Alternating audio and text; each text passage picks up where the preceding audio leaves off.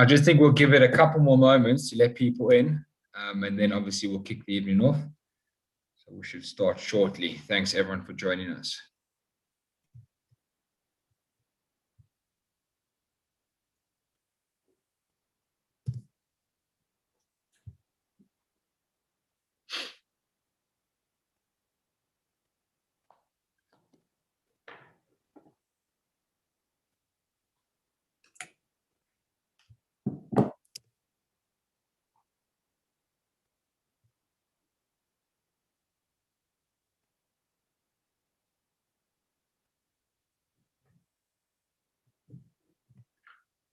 Okay, great. I think we should kick off. I think people will still be joining throughout the start, but just first and foremost, on behalf of Ryan and myself and Chabad Young Drivers, I'd like to thank you all for joining us this evening. And Michal, thank you. I'm going to keep my remarks short tonight and hand straight over to Ryan to give a brief introduction and kick off with the evening. So once again, thank you all very much for joining, and over to you, Ryan. Thank you, Hilly. Thank you, Chabad. Thank you, Michal. Thank you for joining. Good evening, everyone, and happy Wednesday. I hope everyone is doing well, staying safe and healthy. Before we kick off, as you know, I just extended all the gratitudes to the Chabad and our esteemed guest, Michal Oshman. Tonight's discussion will be something unique, inspiring, and most importantly, relatable to each and every one of our lives, despite the age group, your race, or your religion. We have the opportunity of learning and engaging directly with a guest who has gained vast amounts of experience in some of the most exciting and leading technology companies that exist within our generation. We will be discussing key challenges we all face in this ever-changing tech environment from all aspects of life. Michal will be providing us with useful and well-experienced advice on how to navigate through these challenges to overcome our goals and ultimately reach our own success.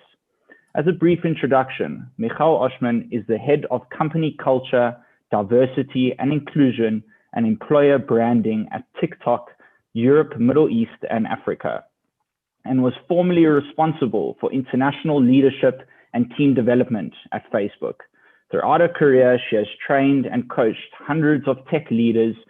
She has 3 university degrees, and Michal is a loving wife to a husband and a mother of 4 living in London and calling in from the UK. Welcome, Michal, and thank you for your time. Wow, thank you so much, Ryan and Hilly. And that is like a quite impressive introduction. But very soon I will share the real story and not just the, LinkedIn profile as I So I think the bio is great, nevertheless. Michal, just to get started on the topic, Michal wrote a book which is, currently in air and being released, which I'm sure we'll delve, quite deep into.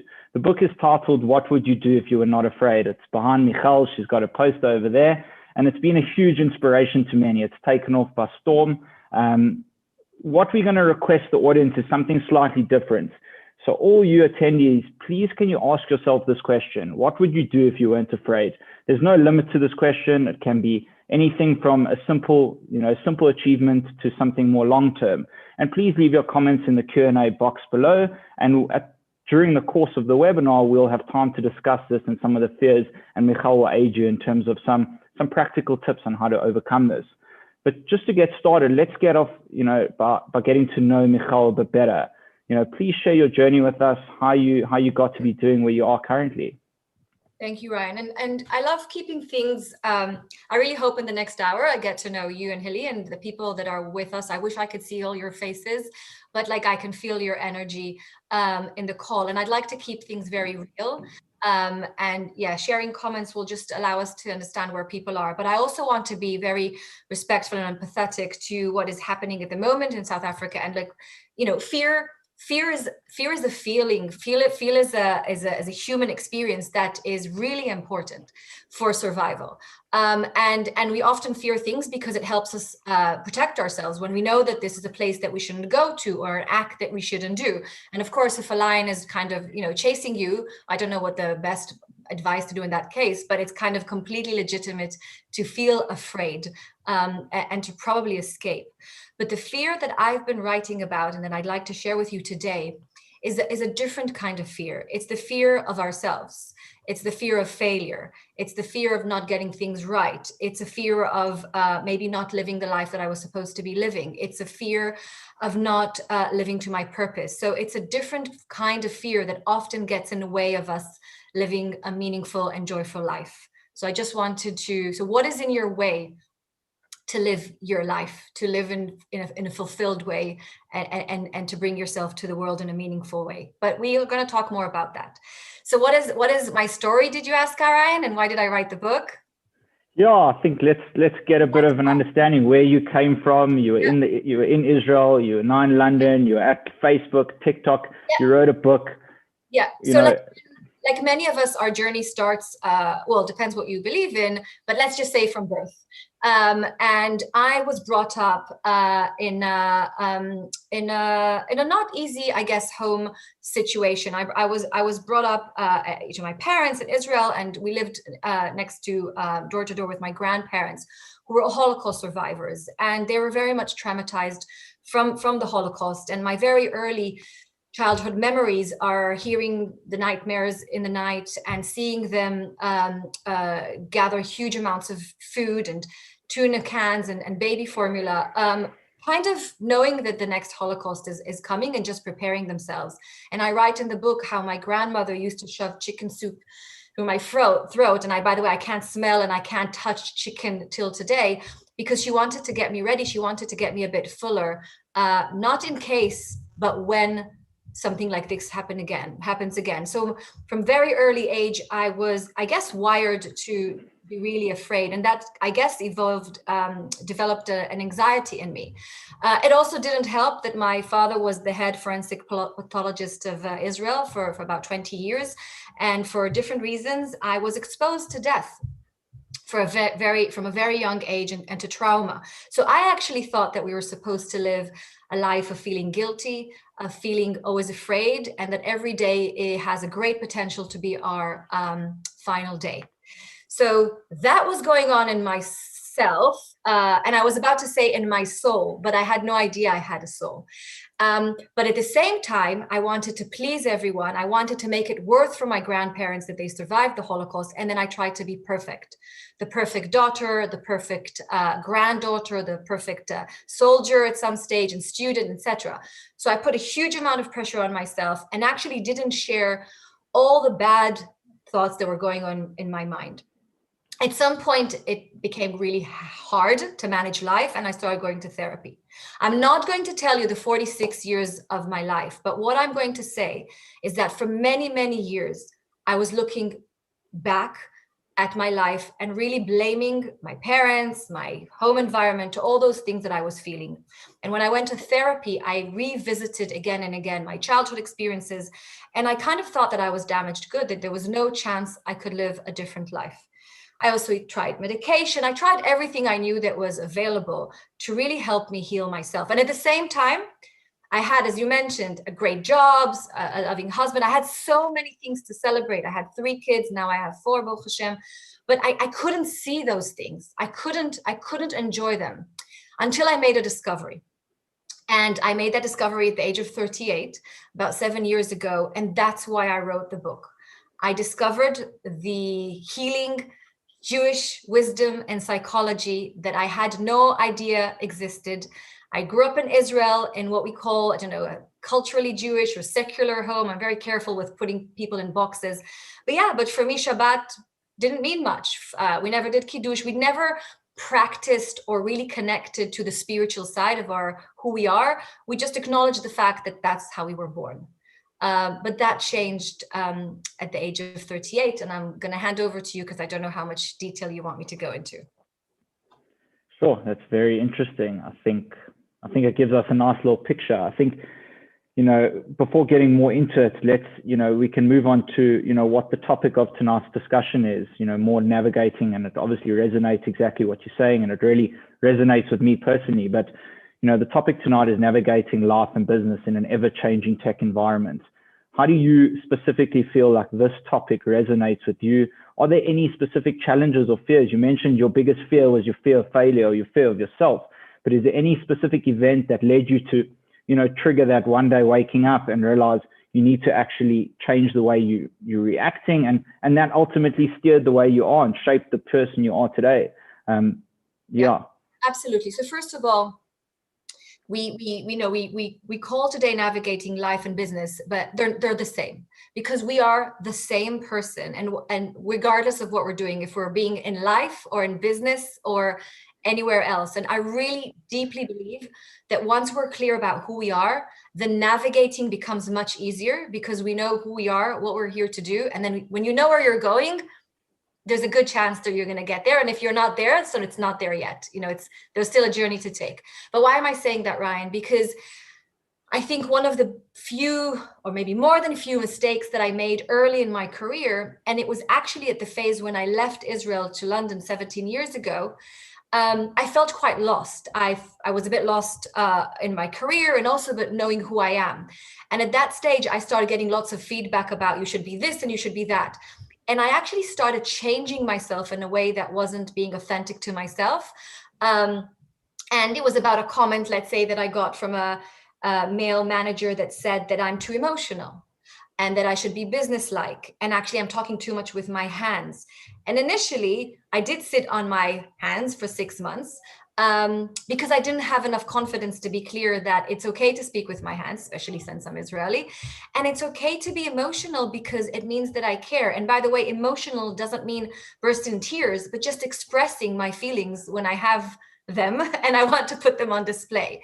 So once you know who you are, what matters to you, what is kind of your, soul and DNA, then navigating life and business becomes almost like the same navigation. But as you said, from a professional point of view, my job is to help people grow their careers. So my job is to coach managers, leaders, anyone, help them understand better through their lens who they are, what are their strengths, and how they can build a career, build on their strengths. And one of the things that I've been seeing in the last, 25 years since I've been in this business, is that often people grow their career not on their strengths, but on the things that they think should be their strengths, or the things that they think would look good. And I think that is something that I feel very kind of passionate about communicating. So when I say strengths, I just want to explain. When I say strengths, how can you navigate your life through the things that make you feel stronger? So strength, from my perspective, and it's not mine, it's Marcus Beckingham and Gallup kind of research. A strength is an activity that when you're doing it, you feel like you're in flow. You feel like you were born to do it. It feels natural. It just comes out of you. You don't feel like, you can't sense how much time's passed. How can you develop yourself to do more of those activities that make you feel stronger? Most often, you're going to do them really well. So that is kind of my coaching philosophy in personal life as well as business life. I suppose what I'm hearing is, navigate, find your strengths, and devote your time towards that strength, and that will ultimately bring out who the person you are, and ultimately where the path you aspire towards taking. I'm going to jump in here, Ron, if you don't mind, because I think you touch on the word path. And Michal, I think in your introduction, you mentioned that you kind of not stumbled across, but you searched for an ulterior motive. You searched for more meaning, and you stumbled across, or you came across the Tanya. I'm not sure if you mentioned it, but you came across something that allowed you to get more familiar with yourself and put you in the right direction. I'm saying a lot of people on this webinar, either in their early careers or starting out, how does one navigate, or how does one find out which journey or which path they should branch out to? And how does one know if they are on the right path? So how did you know you weren't? And then again, how did you realize that you were on the right journey and the right path and following what you were meant to follow?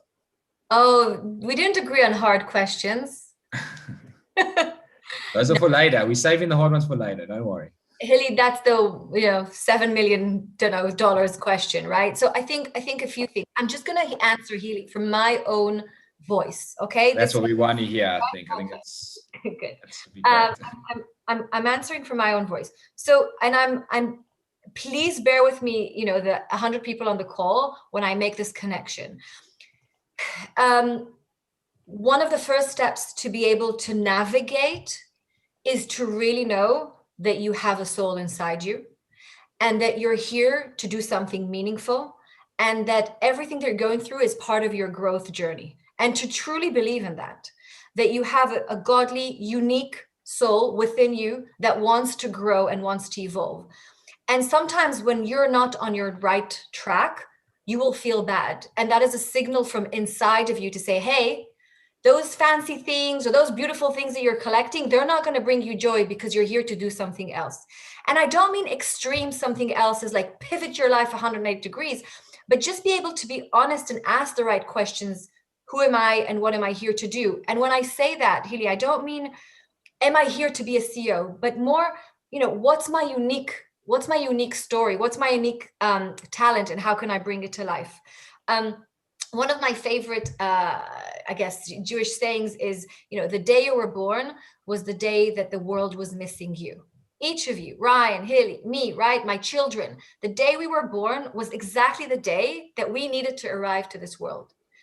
And every single day is that day repeated. And actually, every single moment is that day repeated. So just asking ourselves the questions, the world was missing me. What am I here to do? Sometimes it's just to do something very meaningful for someone else. Sometimes it's to be able to start working on your ego. There's a good number of people that I coach, or I used to coach, and when I try to go a bit deeper to understand what motivates them or what they find purposeful, regardless of how big CEOs they are and what huge stages they're on, when I say, what is your purpose? They're like, I don't know. I don't have a purpose exactly, but I can tell you my business goals.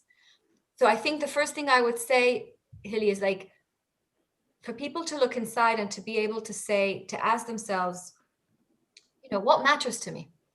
What truly matters to me? And what do I have? What gifts do I have inside me to be able to share with the world?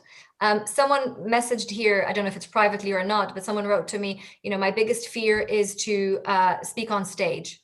Okay, but so that's your fear, and we can think about that and understand why. And the other question is to ask, and what is your strength? If your fear is to stand on stage, what is your strength? So we always have to remind ourselves that sometimes we think about our fear, and then the opposite is, or the connector is, but what is that thing that makes you feel strong? Can you do more of that? And be thoughtful about what you're fearful of. How does self-confidence relate to all of this? Like, how does actually having that self-esteem, that self-confidence to, regardless, yes, it's a fear, but sometimes you need that inherent confidence to get over that fear. So how does that underlying confidence, how did it play a part in your life? You mentioned you started out with, you had maybe a bit of anxiety, and you didn't necessarily, was very confident about yourself. And then ultimately that sort of changed. What led towards that? Really hope you don't think I feel confident now. I'm nervous now. I don't know if what I'm saying makes sense. You're worried about those hard questions we're going to ask you? No, I'm worried like anyone else. How am I coming across? Is this intelligent enough? Am I engaging with people? Oh, 101. Let's say if it's 90 people on that. So I lost 10 people. Why? Was it not? Yeah, I'm like everyone else, right?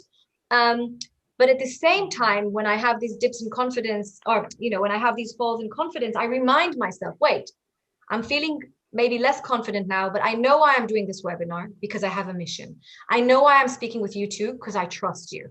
I know that if there's one person on this call that will be feeling more empowered, more clear about what they want to do in life, boom, I go to sleep happy.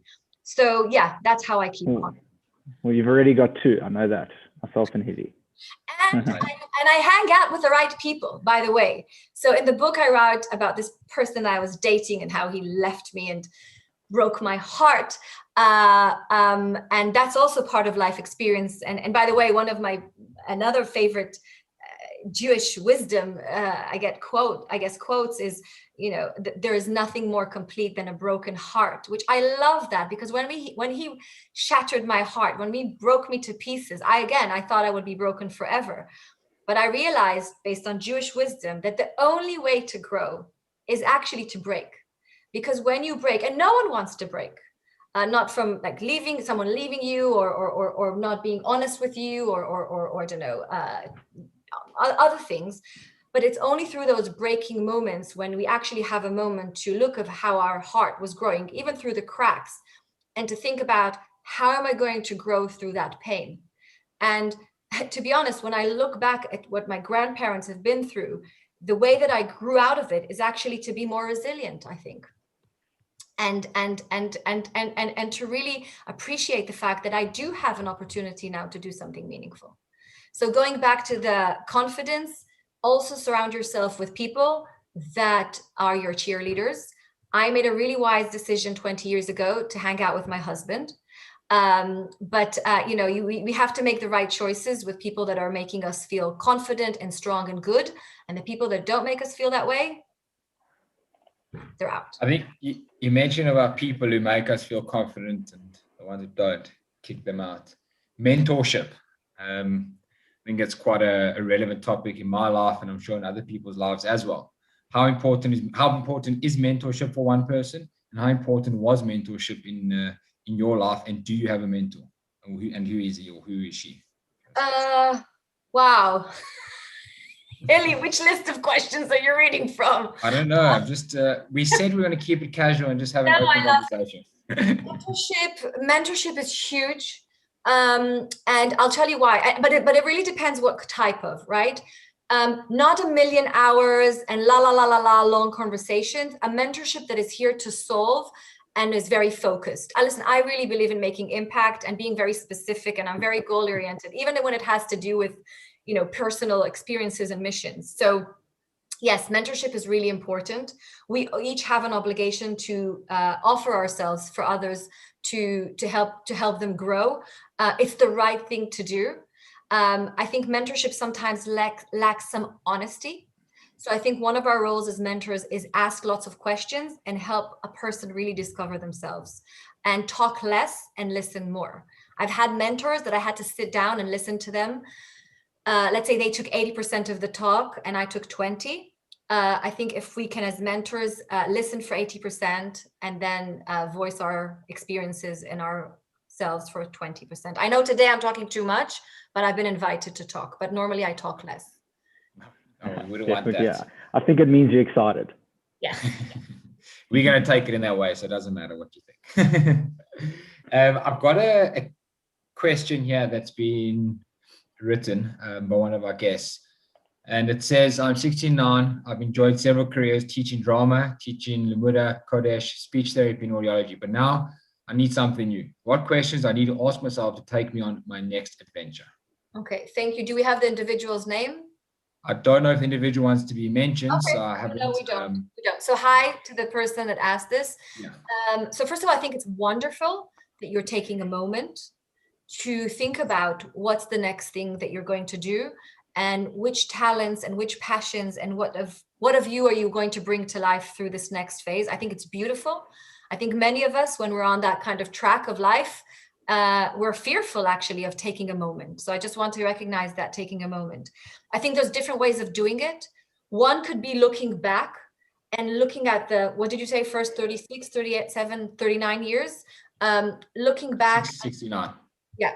And saying, saying, what are the things that I've done in the past that really brought me joy, that really helped me feel that I am being myself? And then do I want to continue those? And then if yes, how can they be transferred to things that really matter to me in my life today? And that depends where you are in life today. And then to be brave to make that shift, not taking unneeded risk, but to be able to do that change if you feel it's the right change for you. One of the things that I write about in the book, and I'm just going to quote from the book, and this is like a Jewish song, and I'm sure many of you have heard this. I say it in Hebrew in my head, but I'm going to say it in English. The whole world is a very narrow bridge, a very narrow bridge, a very narrow bridge. And the main thing is to have no fear at all. It's the Kol Haolam Kulo Gesher Tzar Meod. So in life, we have those moments. And I don't want to throw this into you as my interviewers, but let's say if you're considering getting married, or if you're considering just to propose or to buy a house or to go on that, course. Yeah, I know people that know you. You're stirring the pot there, Michal. Oh, really? Oh my gosh. I'm just waiting for the rabbi to pop in any moment now. In life. By the way, you could pop the question on the webinar. Zoom is the new Greece. That's what they say these days. You do it in your own time. But just answering to the viewer before, you know how in life we face bridges, right? And I don't believe in taking unnecessary, risk, and I do believe in keeping life, safe. But when you look at that bridge ahead of you, sometimes it's a career change. Sometimes it's about studying that thing that you're not sure, you weren't considering before, but like deep inside you actually are really interested in this subject. Sometimes it is proposing. Sometimes it's actually leaving someone that's not good for you. My passion is about acknowledging that there is a bridge ahead, and then asking yourself, what is that one step that you can take to get yourself on the bridge?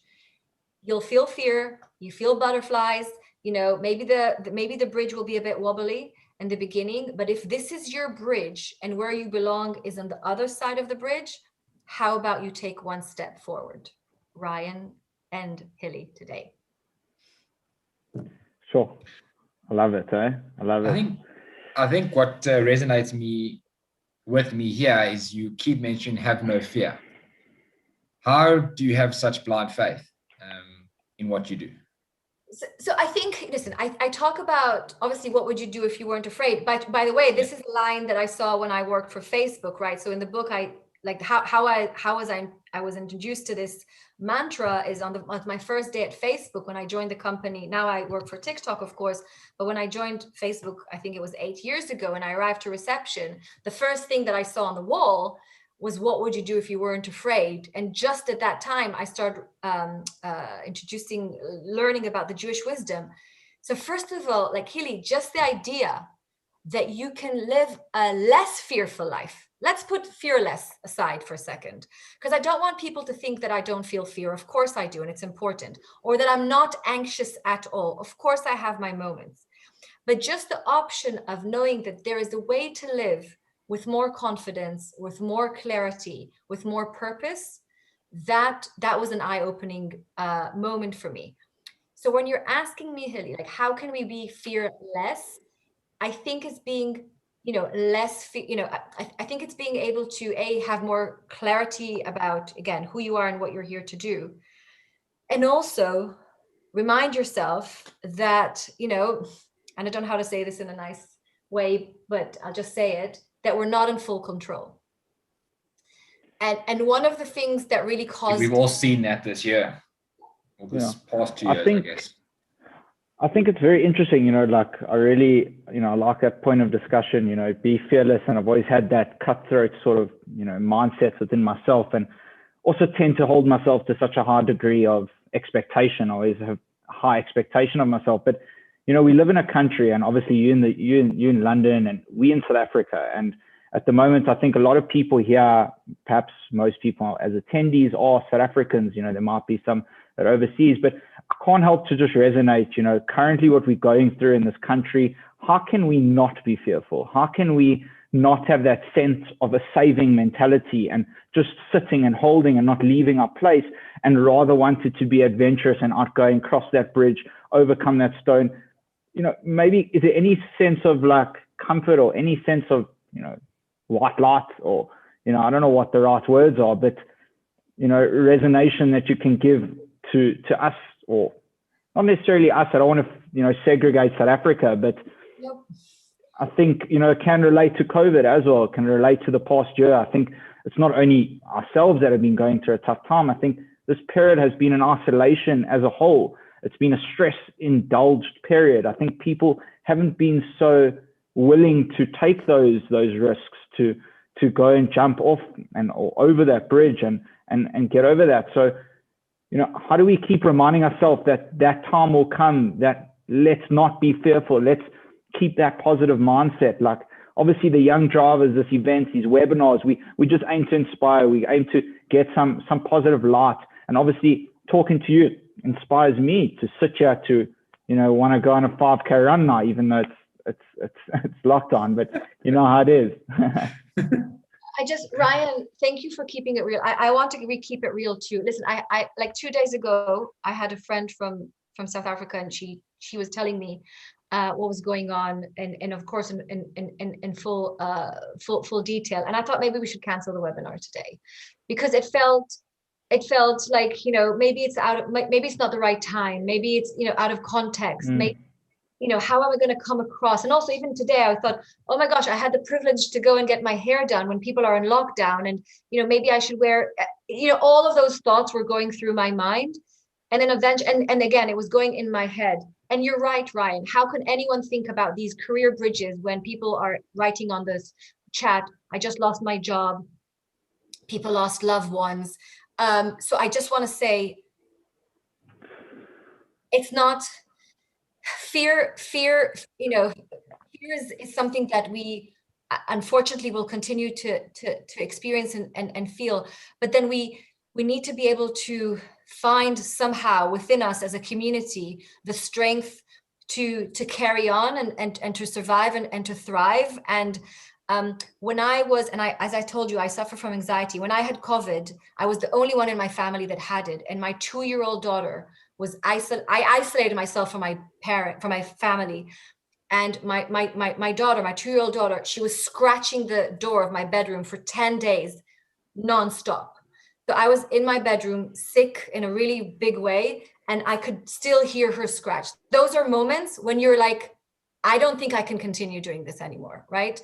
But then it's about looking inside and saying, trying to remind myself that, this is an experience, and I have to go through this. I have to go through this for myself. I have to go through this for my children, and I've tried to find through faith, if I'm honest, and a strong emunah inside, that it doesn't make sense to me why I'm going through this now, but this is happening. So I know I'm not offering any words of comfort, Ryan, but I think it's being real. But just keeping it real, it's hard. But I also think that people need to maybe talk about it a little bit more, and what they're feeling inside, and share those experiences, and remember that it doesn't make sense, but it is happening to us, and we have to go through this thing together, and remind ourselves that there's amazing people like Rav Messenger on this call, who just look after communities, and like you guys, and send things and show care, and remember that neighbor, and like those moments are huge as well. Yeah, I think how important is community? I think you've just touched on it slightly, but I'd love to just explore that a little bit. Like, there's people that don't have that sense of that comfort. There's people that are around the world and don't have that close network. One thing we are fortunate and we are positive in our country is we have that, I live down the road from our parents. We have that sense of comfort, that sense of community. We have the ability to hop on a Chabad call and bring ourselves together. And, how important is that to just, allow us to just pick us up and build on that positivity? Sorry, to interrupt again. But before you answer, I see there's another question that's come through, which really touches on Ron's question here. It basically says, thanks for the chat so far. How do you manage the fear or overcome if the fear you're not worried about yourself, but for other people, i.e., I want to leave South Africa, but I'm worried about leaving my family behind. So let me just read it again. Thanks for the chat. How do you manage the fear, overcome it if you're not worried about yourself, but for other people, I want to leave SA, but I'm worried about leaving my family behind? First of all, I'm sending a virtual hug.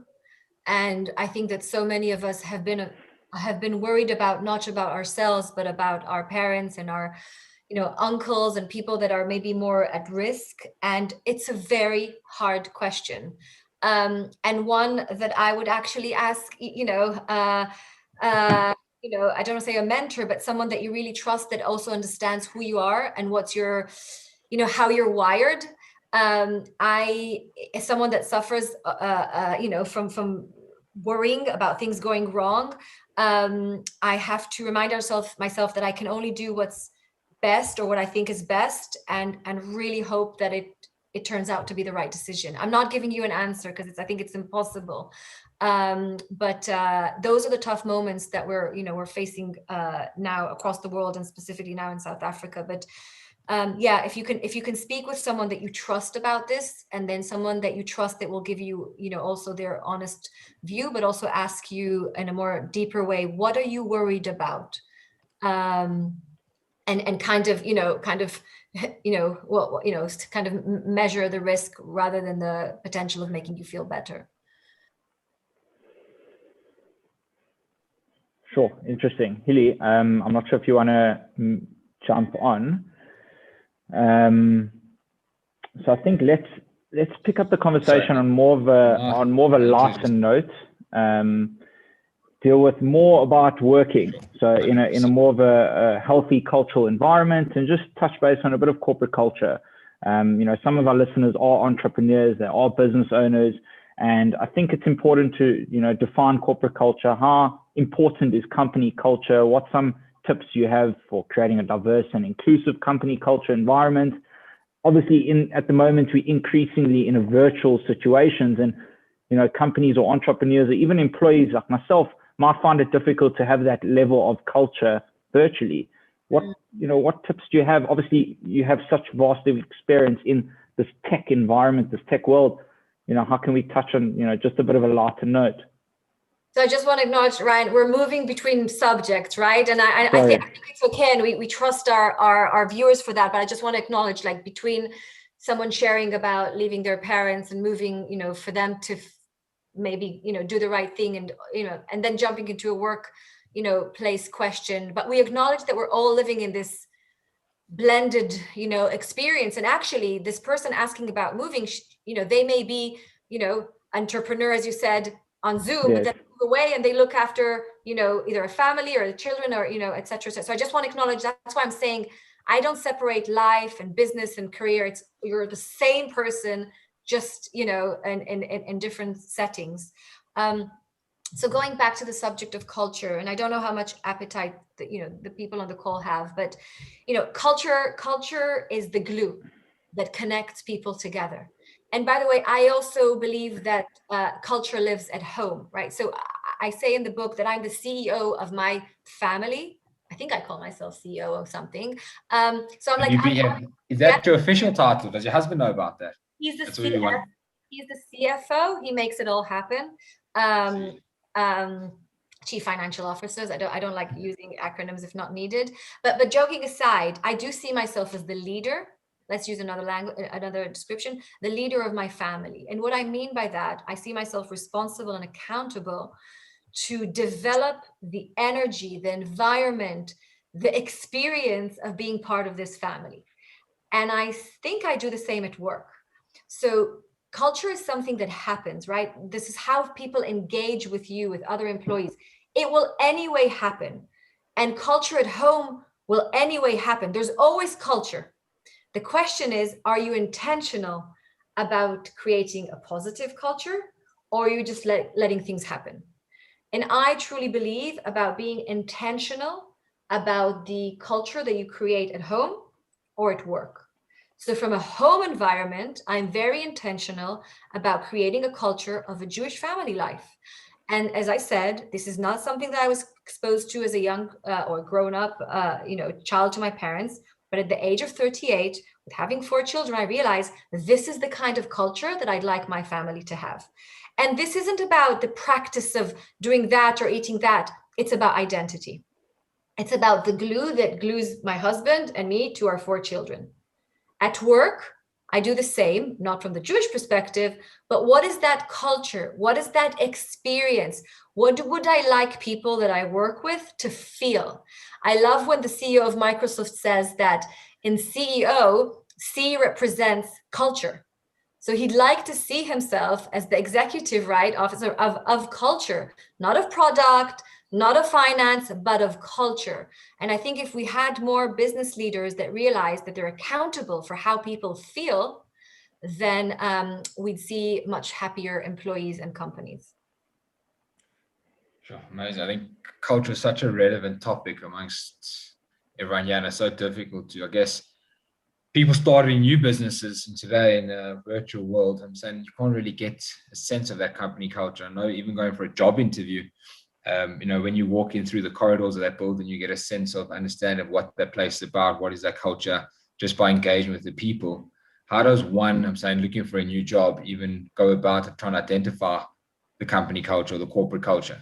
Like, what advice do you give someone looking for a new job now and saying, well, I feel like I want to go work for X, but I know nothing about them. It's all virtual at the moment. How do you even know if you resonate with those people or have anything in common with them?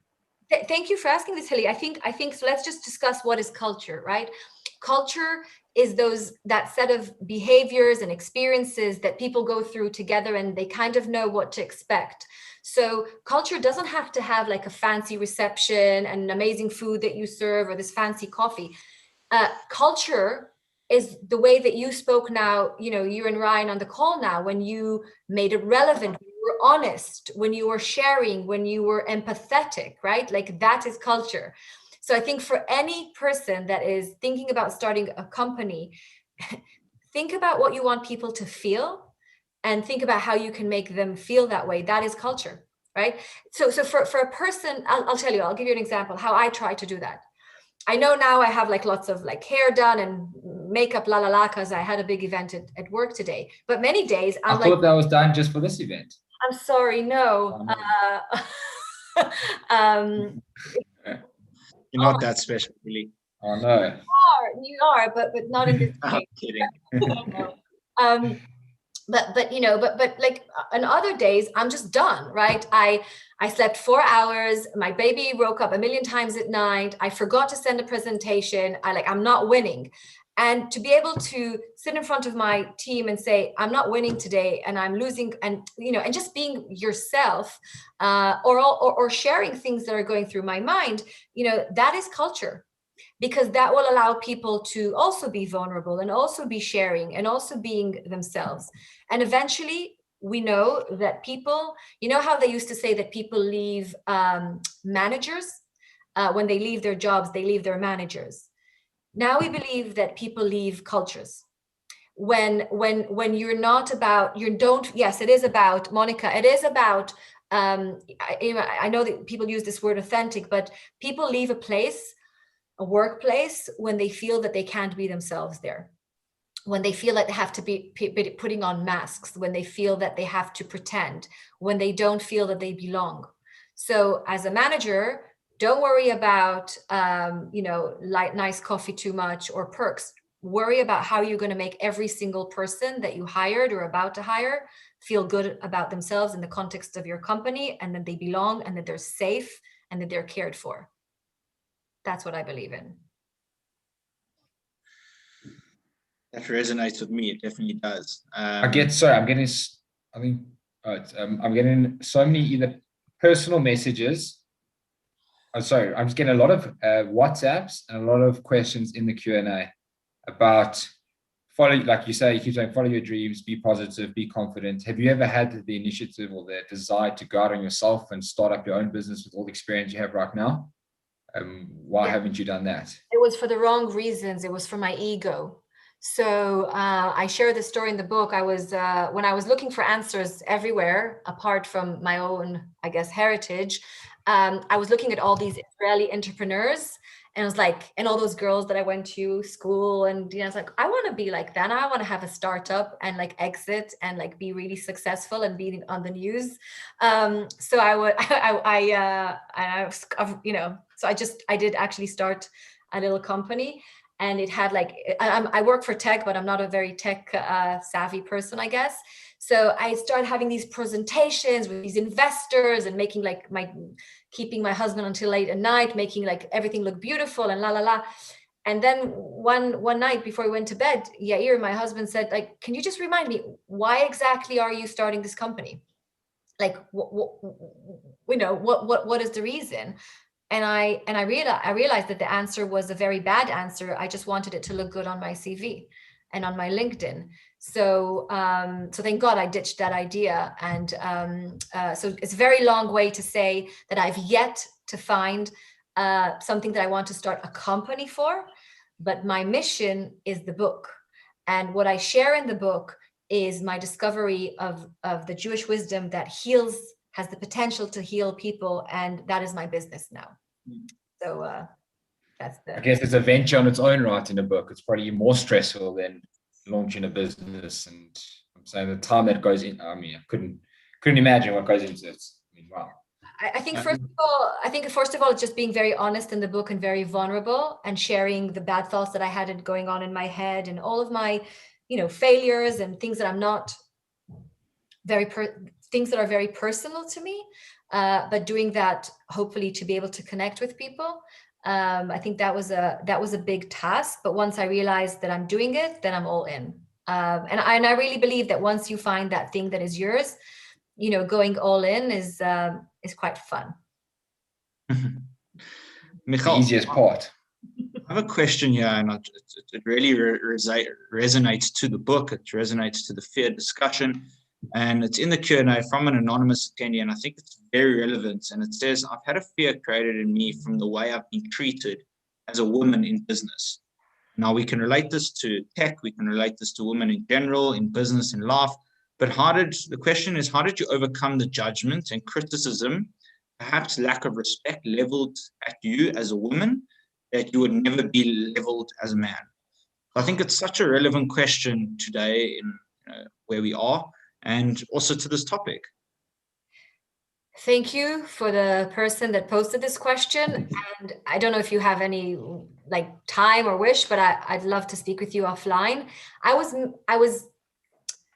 made feel so small, and I felt like I was completely losing who I am from the different feedback that I received from 2 specific male managers that I had.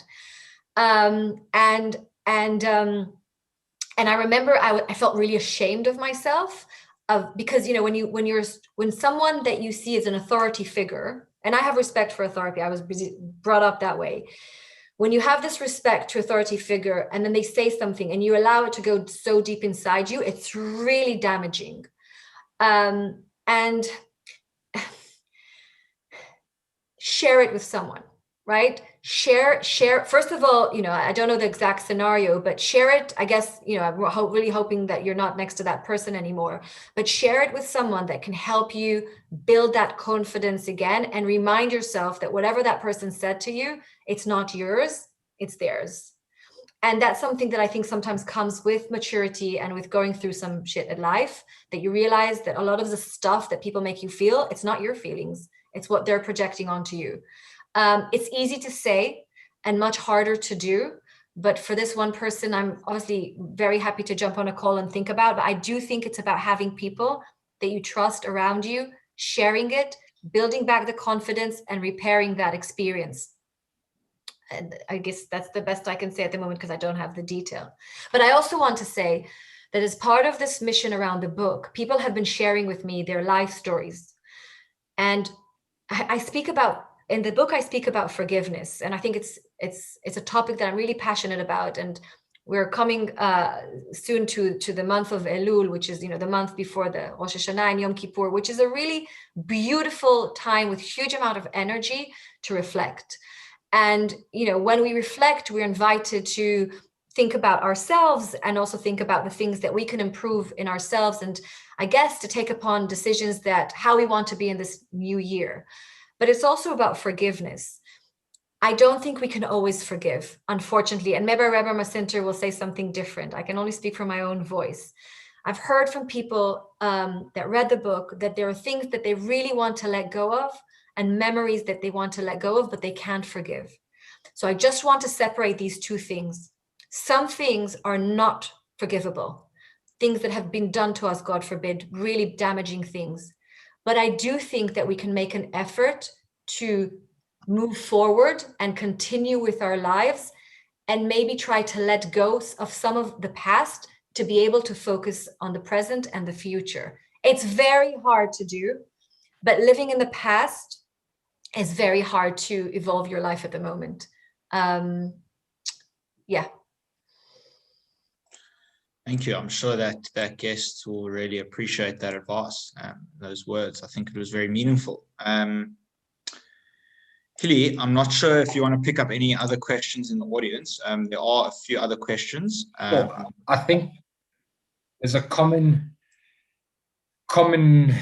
theme again, and I know, Michal, you didn't really want to speak on behalf of TikTok, but this question again keep coming up, and I think it might be worthwhile for me just to read it. And I mean, you can answer it as, I know you always said, you can answer it as a entrepreneur, if you'd like to call it that, as a mother and as an employee of TikTok and Facebook. It basically says, after working at Facebook and currently at TikTok, are you comfortable that these social media companies have an overall positive impact on the world? We've seen big exposures on the culture within these companies, the social dilemma as an example, and the potential negative impact that they have on the mental health of the world. Do you believe they're doing enough to address these issues? So I think if you got the gist, otherwise I'm happy to reread or kind of just summarize it.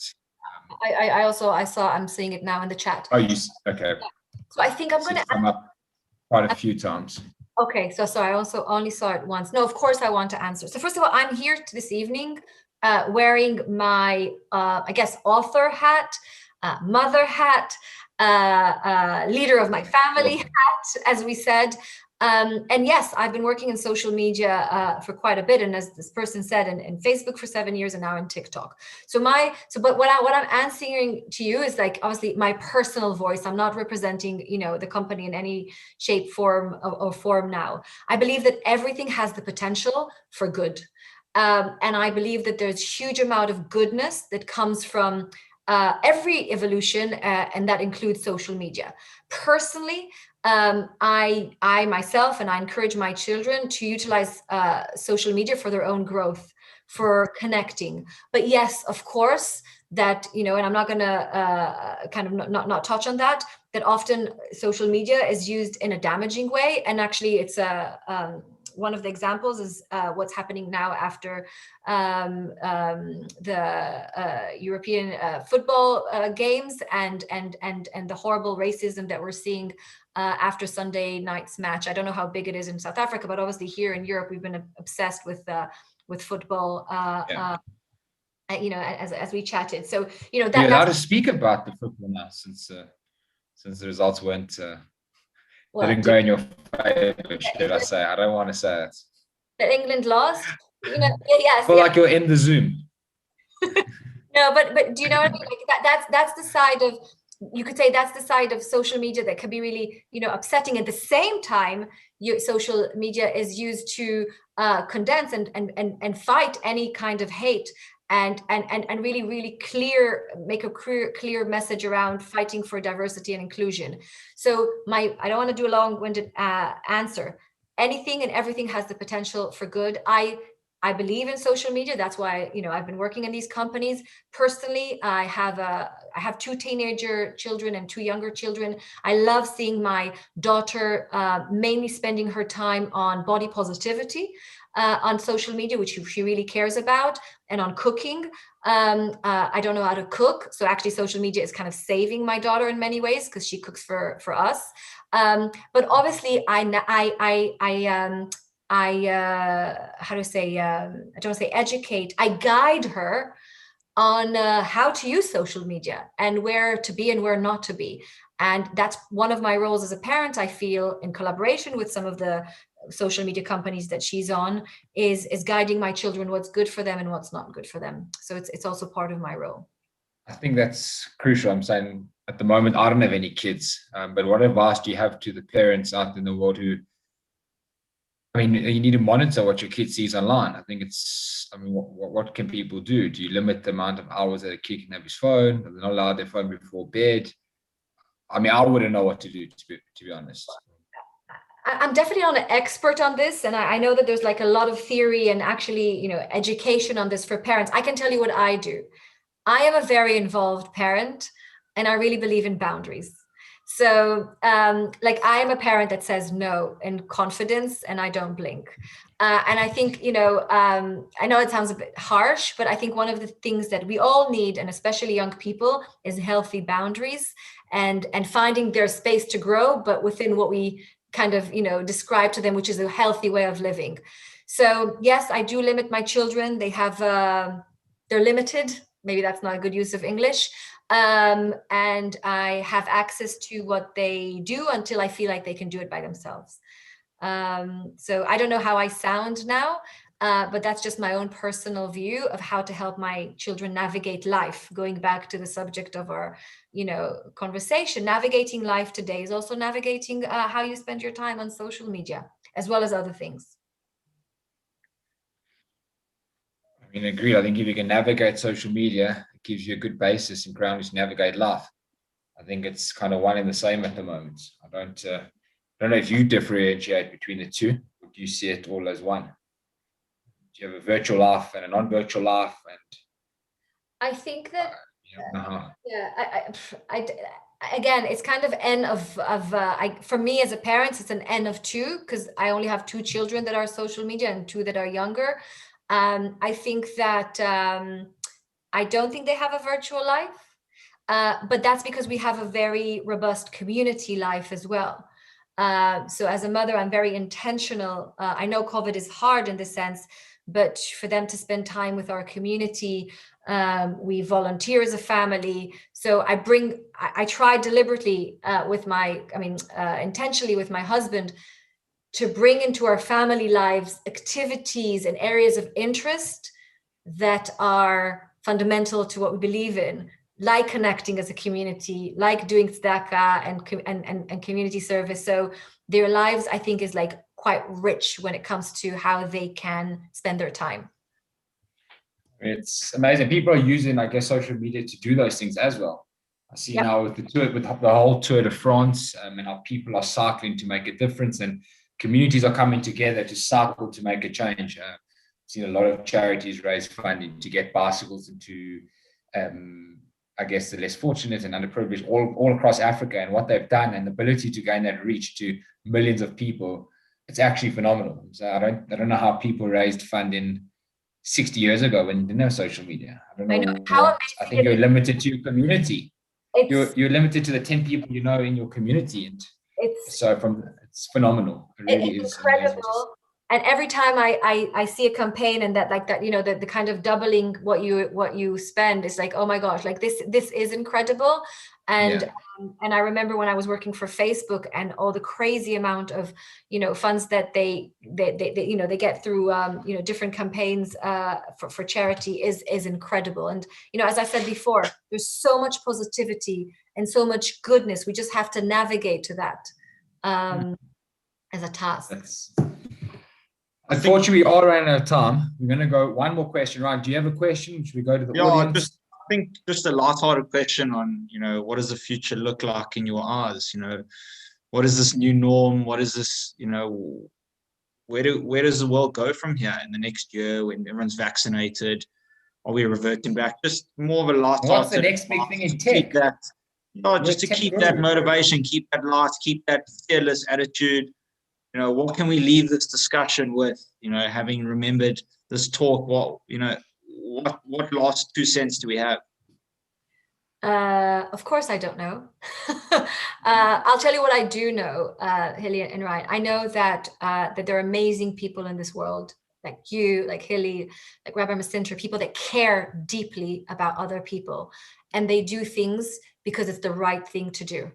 So my hope and where I see things going is that this will become even clearer to all of us. Like what we need is to be able to be there for each other, to be listening to each other, to look in each other's eyes, to connect. And, I don't know exactly where you are in South Africa at the moment. I'm in London. I feel that connection now. We have so much in common, but we also have so many things in different. So how can we continue to living these moments of connection and doing meaningful things? I think in the workplace, it's going to be sorted out. I think it's going to be different hybrid solutions. I think that, we're also, companies are figuring it out. And I think if anything, and maybe it is my personal agenda, so this is my personal voice, I think that our kind of outcome of all of this is that people will actually become clearer about who they are, what they're here to do, where they're coming from, and where they're going to. This has been an invitation for all of us, even through this hardship, and I really want to send my empathy and my love to everyone on the call and your families. but it is an opportunity to get much clearer about ourselves. And yeah, I'm really grateful for today. If anyone would like to chat with me or ask me or anything, I'm of course around, but I don't know anything more than I shared today. I kind of opened up completely. Well, look, I think personally, thank you for your time. I think it's been incredible. I think I've learned the fortune and really gained that insight myself. So yeah, thank you. And you've definitely had a footprint in myself, and I'm sure Hilly can say the same. Yeah, definitely. I still want to know one thing before we wrap up. What is the next big thing in tech? I want to start the next Facebook. I also want to be. If you tell me when you're proposing, I'll tell you what the next thing in tech is. Trying to see if my girlfriend's online. There we messages. I just want to make sure. Don't be afraid. I always tell my husband the best decision that he had is that proposing to me. I mean, I'm sure he would say yes if he was around, but he left the house. I can't see. What would you do if you weren't afraid, Hilly? I can't see him online. I said start the next Facebook. I'm just trying to work out what that is. I think there's something else you're more afraid of. Unfortunately, you can't. What's the word? You can't put the screen on the attendees here, as I would. You know, it's Zoom. There's a glitch in Zoom. It's not me. It's Zoom's fault. Thank you. Michal, I've received people, wonderful webinar. I'm getting messages. My phone's really going off. Excellent book. People are getting them. I'm definitely going to get the book. I know the book's available at Chabad House. I think exclusive books and Kulal Bookshop. I'm literally going to get. I'm an avid reader. I'm definitely getting one tomorrow. But thank you for giving me a good time, and thank you for being so just open and honest and real, and just sharing some insight into your journey and how you got here. I really think it's been amazing. People have really learned a lot, and I think people are going to leave this talk with just a different mindset, a more positive mindset, and a bit of a go-getter attitude. I know that's what I'm going to try and incorporate and take out of this, just being more confident and more positive. And just my day. So thank you for that. What did you say? I missed you. I just said you've definitely lifted my day or ended it off well. So exactly. And I think there's something here that a quote, or not a quote, somebody said in the comments, and I think it really sums up what you said pretty nicely. I'm just trying to find it. It said, don't be afraid to jump because you never know, you might land up flying. And I think that's really powerful. And I think that's something that I'm going to incorporate into my day-to-day life. And you can see you've already had an impact on people's lives just from this 45 or 50-minute chat. So I think our mission here has hopefully been achieved. And once again, thank you for your time. And hopefully we can do this when you launch your second book. What would you do 2.0? We can call it. I'll come for your wedding. So thank you so much. And we'll good evening. Thank you. There might still be the travel ban. That's the problem. Thank you so much. Thank you. Thank you. Good evening, everyone, and stay safe. Thank you. Bye-bye. Stay safe, Cheers. everyone. Bye. Bye.